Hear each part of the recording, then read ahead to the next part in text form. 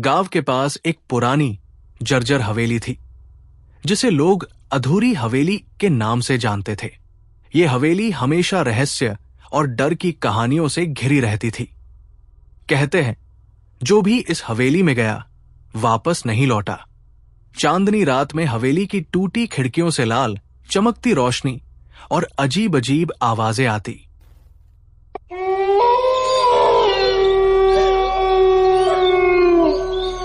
एक दिन गांव के दो दोस्त अरुण और विवेक इस हवेली के रहस्य को सुलझाने का निश्चय करते हैं।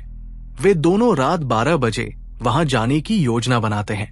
जैसे ही वे हवेली के पास पहुंचे, वहां की ठंडी हवा ने उन्हें कंपा दिया।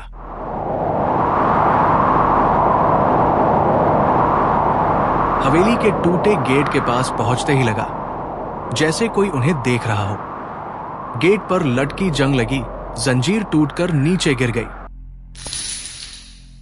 और गेट अपने आप चरमराते हुए खुल गया।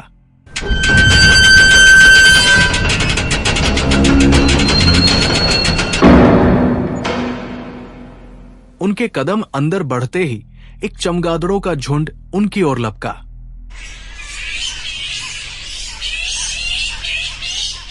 हवेली के अंदर हर तरफ धूल और जाले थे। एक लंबा अंधेरा गलियारा उनकी राह में था। दीवारों पर खून के धब्बे और अजीब आकृतियां बनी थी। गलियारे के अंत में एक पुरानी टूटी हुई घड़ी थी, जो अचानक से 12 बजने लगी।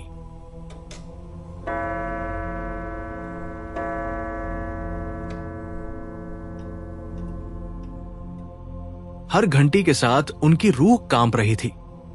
तभी फर्श पर खून के हल्के निशान दिखाई दिए, जो गलियारे के अंदर किसी गहरे कमरे तक जा रहे थे। जैसे ही वे आगे बढ़े, उन्हें फर्श के नीचे से किसी के चलने की आवाज सुनाई दी।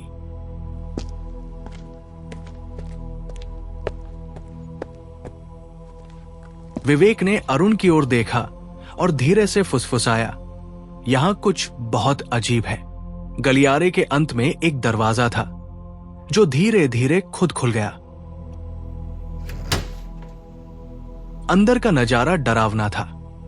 दीवारों पर ताजा खून से लिखा था, तुमने मेरी शांति भंग की है। कमरे के बीच में एक पुराना झूला था, जो बिना हवा के खुद ब खुद हिल रहा था।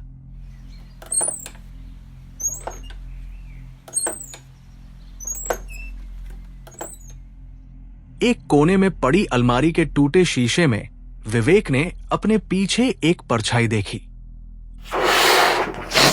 उसने डरते हुए पलटकर देखा, लेकिन वहां कुछ नहीं था।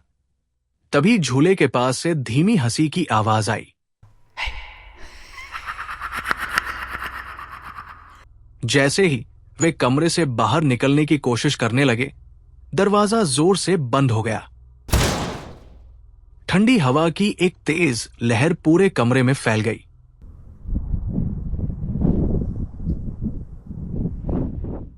अचानक एक काले कपड़ों में लिपटी भूतिया औरत उनके सामने प्रकट हुई।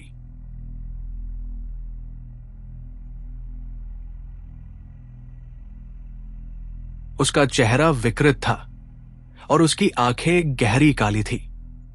उसके होंठों पर एक डरावनी मुस्कान थी। उसने चीखते हुए कहा,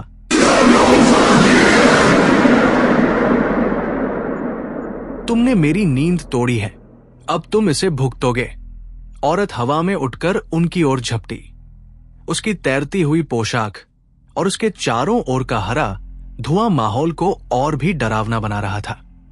अरुण और विवेक ने वहां से भागने की कोशिश की, लेकिन दरवाजे और खिड़कियां खुद ब खुद बंद हो गई।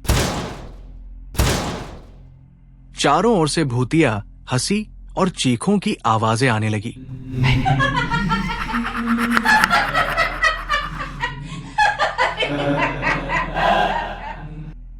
सुबह गांव वालों ने हवेली के पास उनके चीखने की आवाजें सुनी, लेकिन अंदर जाने की किसी की हिम्मत नहीं हुई।